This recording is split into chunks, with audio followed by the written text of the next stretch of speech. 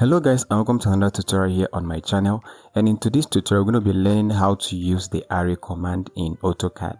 Now, the array command is one of the important commands in AutoCAD which can be used to duplicate or replicate objects in a rectangular pattern or a circular pattern or following some predefined path in AutoCAD. And in today's tutorial, we're going to be exploring, we're going to be learning how to use this command in AutoCAD. And before we get started with this tutorial, I'd like to request that you click on the subscribe button and on the bell icon to get notification on my latest videos. I also like to request that you like and share this video. And for those that have been following me, once again, thank you for stopping by for another session of this tutorial. And with that being said, let's get started with this tutorial.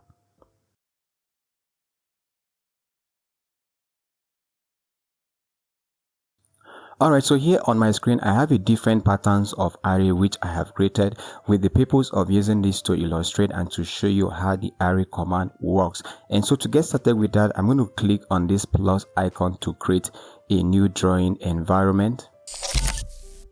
So from this new drawing window, I'm going to import some element from the AutoCAD library, which we shall be using the array commands to duplicate. So to access the AutoCAD library, I'm going to type ADC for Art Center and I'll press enter.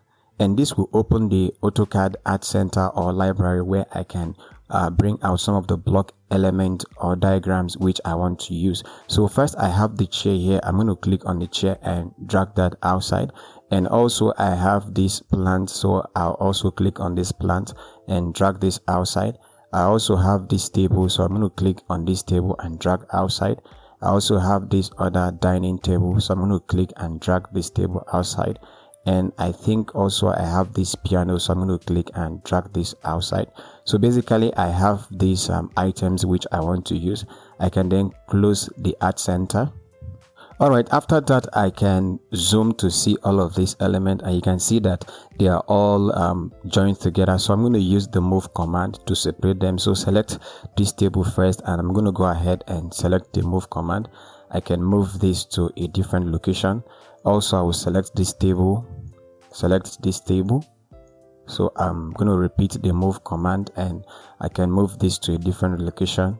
Also select this piano and we'll also move this to a different location just to keep them separate and to keep them apart, so I can move all of these objects apart like this. Now the next thing I want to do also is to create a layer. So I'm going to go to layers property and I'll click on this icon to create a new layer, and basically I'll leave it as layer 1 and I'll change the color from white to this green color. I'm going to go ahead and click on OK, and I can close this layers property, and I will select all the objects which I imported from the library into the new layer which I created. So I'll just go ahead and click on this layer, and I have all the elements or all the objects in this new layer, and you can see that their color have changed from white to green. So as you have seen previously, there are basically 3 types of array in AutoCAD. We have the rectangular array, we have the polar array, and then we have the path array. And to access the array command, we're going to go over to the home tab, and under the home tab we have the modify panel, and over here we have this icon. So if I click on this drop down, you have the 3 types of array in AutoCAD. So first we're going to start using the array rectangular array, but before I do that, I'm going to select this table which I want to use for rectangular array and move it to a new position. So just select this table and I can move it to a new position, and I want to pan so that I have a much space like this. So I can go ahead and exit and select this table, and again we return back to the rectangular array. So I'm going to click here and select rectangular array, and immediately I do that, you can see that these have generated automatically or have duplicated these tables into about 4 different columns and 3 rows, and you can access the columns and the rows from the ribbon here. So we have a new tab called the array creation tab created, and from the ribbon here we can also increase the numbers of columns, say from 4 to 5, and I'll press enter. And we can also increase the numbers of rows, say from 3 to 4, and we press enter. Likewise, we have the between here, so this enables us to space out the element apart. So here I'll increase the spacing to about 200 and I'll press enter. And also the same thing for the row, I can increase the spacing to about 100. and I'll press enter. So basically you have these arrays like this. So these have created arrays of different elements here in AutoCAD. So another thing you can do also from spacing out this element is to grab one of these arrows, and when we grab it, we can actually drag this apart, and you see that the element are spaced apart like this in the terms of the rows. And when we are done, we just click, and then that will be okay. We can also do that in the X direction, so we can click one of those arrows and space them apart like this as we so wish. And when you're done with all of this, you can go ahead and click on close array, and that will be done. Now one more thing we need to do is to see how we can also duplicate this element in the Z axis. So basically these elements are duplicated in the X and the Y axis, and we can also do the same thing in the Y axis. And for us to be able to visualize that, I'm going to change the visual style from this 2D to isometric view. So I'm going to go over to the view here and click on top, and I will change from top view to southwest isometric view. And basically I have this view looking like this. So again, I'm going to go ahead and click on this array which I've created, and this will also bring the array tab from the ribbon. And from levels here, we can increase the level from 1. So basically we just have 1 level, so we can increase it to about, let's say, 3 levels. And here you can notice any difference because the distance between the levels is very negligible. So we can increase the distance to about 100, and we press enter. So if I return back to the array, you can see that this element has been distributed in several ways, or in the Z direction. So if I use 3D orbit, so let me orbit in 3D. So go ahead and orbit. So if I orbit this, you can see that this element has been created in 3 dimensions. So you have duplicate in X axis, in Y axis, and in Z axis. All right, so this is how the levels here work. So we can also create in levels as in the case of the Z direction. All right, so when you're done with this, you can go ahead and click on close array. And when you're satisfied, now I'm going to undo all of this also to show us another thing which we can do with the rectangular array. So I'm going to go ahead and click on undo. I'm going to go ahead and click on undo and undo all of this. Alright, so another thing we can do with this array again is that we can replace some of the elements or some of the objects here in this very particular array. For instance, if we want to change one of these table to let's say the table we have here, we can easily do that. And for us to do that, we're going to select again the array, and from the ribbon here we have the array tab, again displaying all of that, and we have this option of replacing an item. So we want to replace one of this table with this other type of table. So I'm going to go ahead and click on replace item, and immediately I click on replace item, I'll be prompted to select the replacement object, and in that case I want to pick this table, and when I pick this table I'll press enter. So I'm going to specify this point as a center point, and then go ahead to select an item which I want to replace. So in any of this table which I have here, I can select this table, and you can see that this table has been replaced. If I also select this table, you can see that this table has also been replaced. If I select this, and you can go ahead and replace as many numbers of items in the arrays which we have created.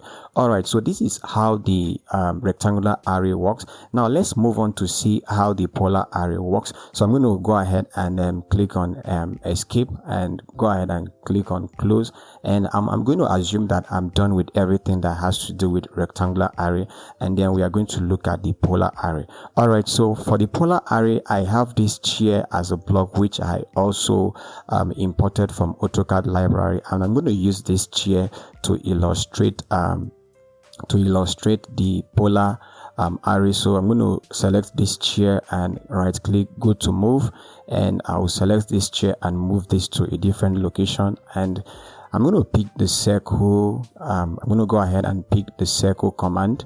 So when I pick the circle command, I can draw a circle of this nature, and then I'm going to apply hatches to this circle. So I will type H on the keyboard and press enter to apply hatch.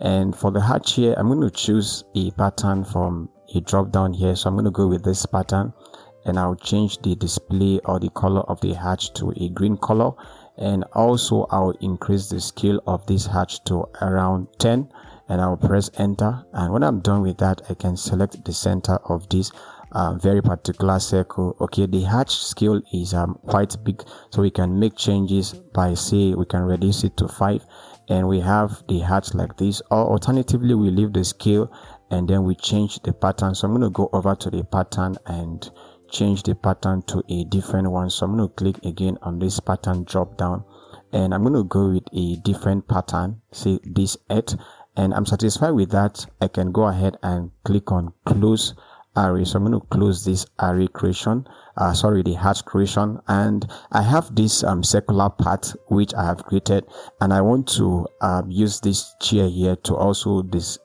show you how we can carry out the polar array to distribute or to duplicate this chair all around this circular part. So I'm going to select the chair here and again select move, and I can move this chair close by to where we have this table, and I can pan so that we have a good view of this. And when I'm done, I can exit. Now I'm going to select this table, this chair, and I can also access the array command by typing the command on the keyboard. So I will type a array command on the keyboard and I'll press enter. And the next thing, I will be prompted to select the type of array which I want. So in this case, I'm going with polar array. And after that, I have to specify the center point since I am creating a polar array. So I have to specify the center point of this very particular circle. And if the center point doesn't show up, of course, we can come down to where we have this icon, object snap, and make sure that the center point here is checked. And then when that is done, we can return back and try to trace the center point of this very particular circle. So we can just hover around and we see that the center point of this circle is right here. So we can click, and immediately we do that, we have these chairs, of course, duplicated around this circular part. And this is how the polar array also work.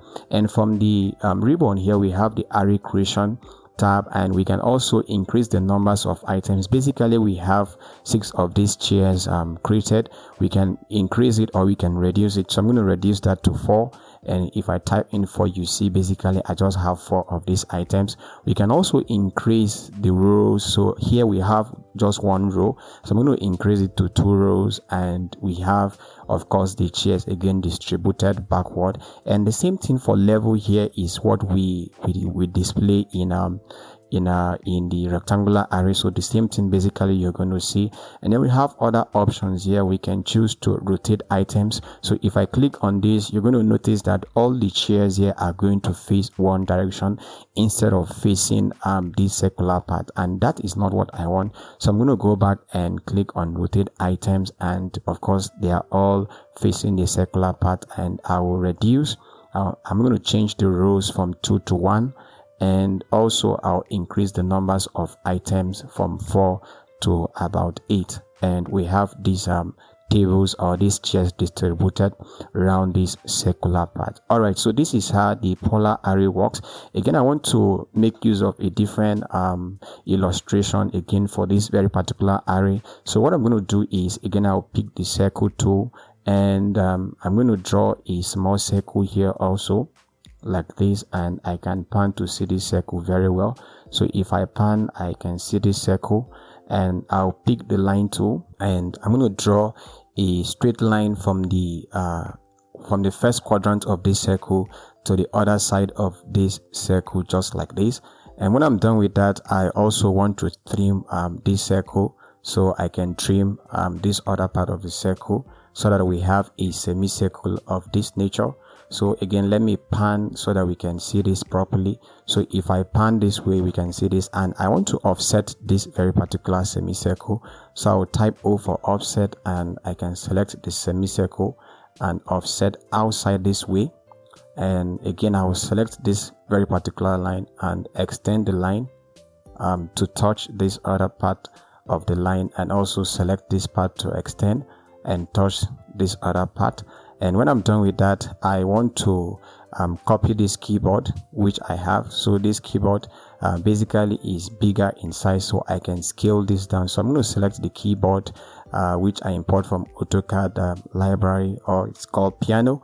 And then I'm going to go to scale. So I'll type CSC for scale, and I can click on any point to scale this keyboard like this. So we have the keyboard reduced, and I can move it from this point. So I can move, and I'll move it close by, and I can pan again to see my drawing. So I can pan this way and go ahead and exit, and again I'll move this keyboard. So select move, I can move it to this point, and this keyboard is a bit small.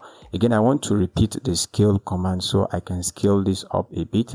So I'll type SC for scale command, and I can scale it up just to look like this, and I can move this to align with this point like this. I can also repeat move again. So just go ahead and move this to make sure that this is well positioned. And after that, I want to apply hatch. So I'll type H for hatch command, and I want to apply hatch on this other part of this very particular semicircle, just like this, and that is okay. I'll go ahead and close the hatch creation, and then I still have one more table or one more chair, one of these to import from Autodesk or AutoCAD library. So I'll type ADC for Art Center, and I have this table here, or this chair, which I want to import, and I can click and drag, and I'll go ahead and close this. Again, I will select the chair, and I'm going to move it closer. So go ahead and move. I can move it to this very particular semicircle, and now I have this facing this. And what I want to do is also to use the polar array to show you how we can distribute this chair around this semicircle. So if I select this very particular chair, I'm going to go over again to where I have the array command, and I'm going to click on polar array. The next thing, I have to specify the center point of where I want this table to be distributed, or that chair to be distributed. So I can zoom, and you see that this line, the center point of this line is at this point. So if I click here, basically you're going to see that the chairs has been distributed. But one more thing before we do this, so I'm going to undo this array creation. I'm going to move this chair from here. So right click and go to move. So I'll move this chair from this position to this point, and also I would like to rotate this very particular chair to face this other direction, just like this. And again, I'm going to repeat and go to move this chair a bit downward like this, and then we can go ahead and apply the polar array. So select this chair, and so I'm going to select this chair and go over to the array here, and I can select polar array, and from here I have to locate the center point of this line, so which is the center point. If I click here, so basically again I have these chairs distributed, but I want these chairs to be distributed only within this semicircle, not round as it is. So from here I have this fill angle, and here is set to 360. I'm going to change that from 360 to 180, and I'll press enter, and you can see that these chairs are distributed this way. So again, I will change the direction this way, and you can see that these chairs are also distributed this way. And then we are not satisfied with this. Of course, it's still extending beyond where we want it to be, and we can reduce the numbers of items, let's say from 6, or we can also adjust this. So we can also adjust this like this, and we have the chairs like this. And we can also reduce the numbers of items to maybe 4, and we press enter, and we have the chairs, of course, around this semicircle like this. Then we can also increase the numbers of rows from maybe 3 to about from 1 to 3 rather, and we have these chairs distributed like this. And when we are done, we can go ahead and click on close to close the array creation, and I can move, or I can zoom rather. So let me pan, and you can see that these chairs are distributed around this semicircle like this. So basically this is how the polar array works. Now the next type of array we want to consider is the path array. So in the case of the path array, again I want to draw a rectangle, so I'm going to pick a rectangle tool from here, and I can zoom let's say around this area, and also I'll draw a rectangle of this nature, and I also want this rectangle to have curved edges. So I'm going to type F for fillet, and I'll press enter, and I'll specify the radius of this fillet to be around 10. So I'll type 10 for fillet, and I'll select polyline so that it can fillet all the edges of this very particular rectangle. Again, I want to increase the radius from 10 to let's say around 15, and I'll press enter, and I can again select this very particular rectangle. So I have this pattern of rectangle as the part which I want to use for the polar array, or the path array rather. And then I want to also offset this, so I'll type O for offset to offset this very particular part. So I can select this rectangle like this and offset this outside. And also I want to apply hatch, so I'll type H for hatch creation. And basically the same pattern of hatch is what I'm going to use. So I can click the center of this rectangle, and I have that hatch created. So I'm not making changes to any of this. I can go ahead and click on close hatch creation. And then the outer rectangle which we have is going to serve as the path for the array. So once I close the hatch creation, I also need another chair to use for this. So I'm going to go again to add center and bring out one of the chairs which I use. So I'm going to select this and drag outside. I can go ahead and close the add center. Now I'm going to select this table, or this chair rather, and go to move. So I can move this chair from this position to where we have this. And basically I'm not using this again, so I can go ahead and erase this out of the drawing.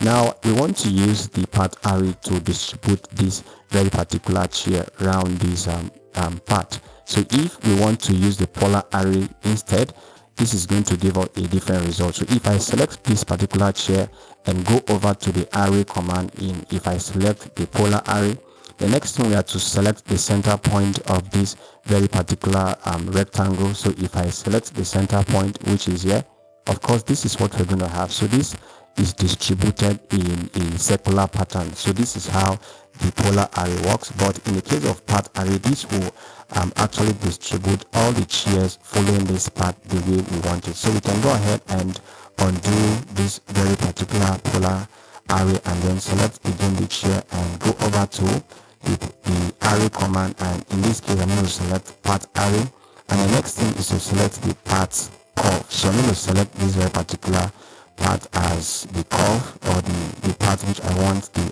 array to be distributed. And you can see that this is scattered about. Of course the chairs are scattered about, and this is not what we want. So what do we do?